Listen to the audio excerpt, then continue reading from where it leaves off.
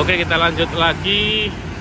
Sekarang saya berada di Jalan Pahlawan dan akan melihat atau mereview bersama Mas Nevi bekas kantor yang dulu pernah disewa oleh Orange & Couple. Iya, Mas Nevi ya. Iya Mas, dulu ini yang dulunya sebelum di ini Mas ya, sebelah kita ke sini, background di sini. Jadi ini gedungnya 2 lantai Mas. Ya. Sebelum direnovasi atau dirombak bangunannya, itu dulu di lantai 2 Orange & Couple pernah buka kantor cabangnya di sini. Jadi Orange & Couple itu kalau berdasarkan pengalaman ke pabrik-pabrik gula yang masih ada plakat pokanya itu kan ada di Batavia, Semarang, dan Surabaya. Jadi itu semua adalah kota-kota industri Mas, di mana itu kan dekat pelabuhan, lalu terus di daerah-daerah itu mungkin ya ada di bagian barat yang mungkin Batavia itu, terus ada di Jawa Tengah itu kan semua kan, dan Jawa Timur itu kan termasuk industri perkebunan semua kan Mas. Jadi banyak banget Orange & Couple itu salah satu supplier yang paling banyak lokomotifnya, produk lokomotif itu banyak di Jawa, di industri perkebunan, entah itu gula atau dan lain-lainnya. Tapi paling banyak ada di industri gula. Bahkan sampai sekarang pun kita masih banyak temuin kan, lokomotif yang dari Orange & Couple kan, entah itu Malet, entah itu yang model Cleanliner, itu masih banyak lah kita temukan. Terus ya selain lokomotif mereka juga bikin lori. Jadi kita kita ya, maksudnya kita berdua nih, saya sama Mas Agung tuh pernah ketemu di Kedaung, ada satu atau 2 lori lah yang itu bagian aspok rodanya tuh ada tulisan O dan K ya. Singkatan dari Orange & Couple kan. Iya. Ini salah satu, bukan salah satu ya, ini tempat terakhir, lokasi terakhir di mana kita bisa ketahui bahwa Oka itu berlokasi di sini berkantornya, berdasarkan gambar-gambar ya Mas ya. Karena sebelumnya itu kan pernah di alun-alun Contong, lalu geser sedikit ke Gemblongan di atasnya gedung PLN itu kan, baru terakhir kita 1920-an lah itu kita sudah melihat bahwa Orange & Couple itu sudah geser ke daerah pasar besar. Kalau nggak salah di pabrik gula Tasik Madu itu kan juga ada lori buatan Orange & Couple ya Mas? Oh iya, yang jadi pajangan itu kan? Iya. Jadi banyak sih Mas, Orange & Couple itu dia. Orange & Couple itu memang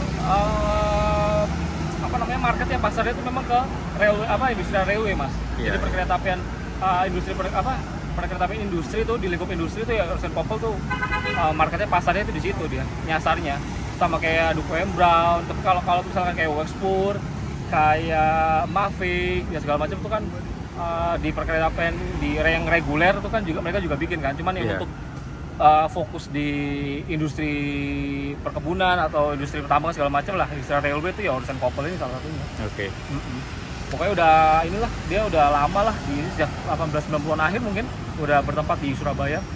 Jadi jual lokomotif mereka bikin sendiri, lalu juga impor lori segala macam kan. Jadi banyak produk-produknya Orange & Couple. Terus ini ada di lantai 2 itu dibagi 2 departemen atau divisi ya Mas ya. Jadi mana yang sebelah kiri itu divisi Spurweg dan lokomotif Mateo ya, atau sarana dan prasarana perkeretaapian ya. Terus yang sebelah kanan itu kayak Anlek tuh kayak pembangunan atau konstruksi jalur kereta api. Misalkan pabrik gula itu mau bangun jalur lori segala macam, terus mau penyediaan rel, penyediaan jembatan, ya itu ke departemen atau divisi Anlek and apa ini saya lupa itu.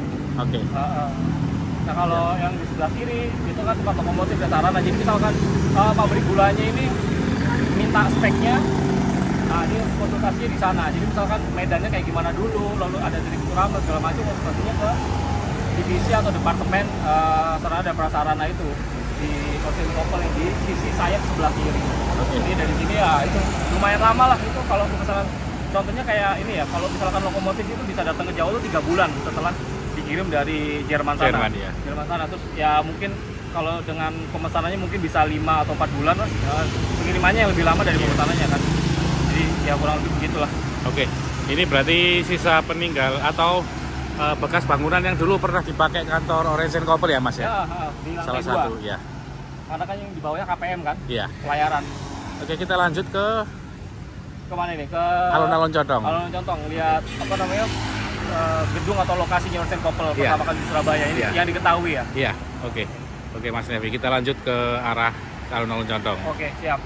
Mas, sekarang kita berada di mana ini? Ini kita ada di Alun-alun Contong ya, di Alun-alun Contong. Terus yang di belakang saya ini dulu tempat yang diketahui sebagai ini kantor agen dari Orange & Couple. Dulu ada fotonya kan, ada tram OJS dulu jalan ke utara, terus backgroundnya tuh gedung ini terus di belakangnya ada tulisan Orange Couple. Ini di apa namanya, sisi selatannya dari alun-alun Condong. Alun-alun Condong. Jadi pertama kali di sini, cuman sayangnya gedungnya yang originalnya sudah nggak ada, kan. Terus dari sini Orange Couple itu geser sedikit ke selatan ke gedung PLN di Gumulongan. Jadi gitu Mas. Kan ada fotonya kan? Iya. Ini ya, yang di sini ini alun-alun Condong dulunya. Sekarang menjadi taman ya. Dan di sana Jalan Baliwerti. Ini Jalan Pahlawan. Terus ada informasi apa lagi, Mas? Ya pokoknya intinya bahwa Orange Couple itu salah satu pabrikan di lingkungan perkereta apian industri ya, yang udah kayaknya itu pionir lah dari Eropa sana ya, khususnya yang berasal dari Jerman tuh merupakan bisa dibilang ya awal-awal lah, mungkin perintis yang datang ke Jawa, karena memang dari inti bisnisnya juga memang udah merambahnya ke industri perkebunan, industri pertambangan, itu banyak banget lokomotif yang disuplai dari Orange Couple. Bahkan nggak cuma di Jawa aja, dari Kalimantan sampai ke Sumatera tuh pertambangan juga banyak banget dari Orange Couple kan. Jadi ya bisa dibilang dia pionirnya lah kalau di Hindia Belanda pada saat itu. Karena udah nggak kehitung lagi tuh berapa jumlahnya. Mungkin yang di industri gula juga mungkin bisa dihitung pastinya, tapi yang kayak di Sumatera pertambangan mungkin batu bara atau dan lain-lain, terus juga yang ada di Kalimantan juga mungkin mereka suplai tapi nggak pernah kedeteksi gitu. Jadi memang banyak banget lah yang paling banyak dari Orange Couple. Iya. Kita sekarang habis itu lanjut ke Kita Gemblongan geser sedikit ke selatan, mungkin 100 meteran lah ke Jalan PLN itu. Tetap dia di lantai 2. Iya. Bukan di lantai dasar ya. Mungkin lantai dasar ditempati sama yang punya bangunannya lah, tuan rumah.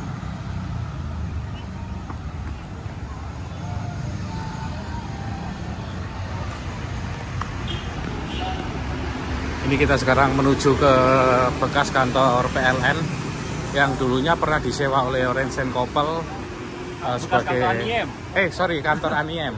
Bekas kantor Aniem yang dulu pernah disewa oleh Orange Couple yang dijadikan kantor di lantai 2. Kayaknya itu ini Mas, kisaran 1909. Iya, jadi ya waktu awal-awal gedung ini operasi ya. Karena dilihat dari arsitekturnya nanti bisa terlihat lengkungannya.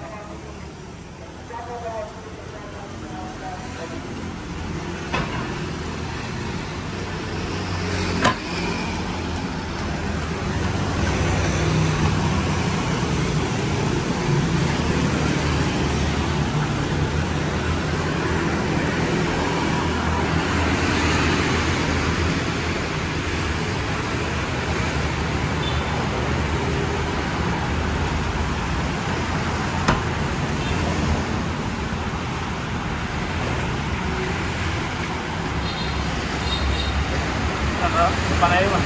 Iya.